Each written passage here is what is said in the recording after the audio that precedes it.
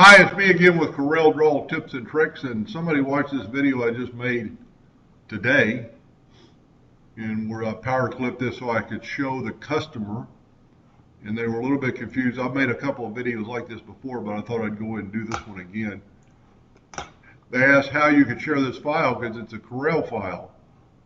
Well, you turn it into a PDF, and I know of 3 ways to do it. One of them, I have a program called Snagit that I can take actually a picture of the item. It's running right now, so it's normally right up here because that's what I use to record the video.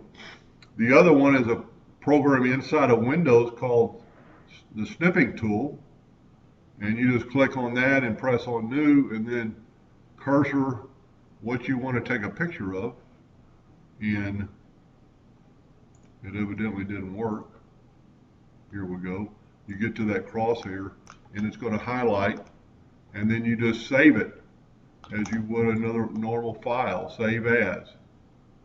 Then the way inside of Corel would just be to publish it to a PDF, and your newer versions of Corel will have this right here.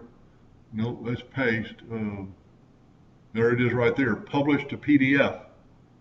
And then anybody you can export it right there, or you can actually publish it to a PDF. But just click on that and just call it whatever you want. It's going to be a PDF, and the customer should be able to open it in their email. I would think 99% of the time it would work. Anyway, so there's 3 ways to take basically a picture or a PDF, basically a JPEG, of your Corel file to send to your customer. Anyway, I hope that helped a little bit. Thank you for watching.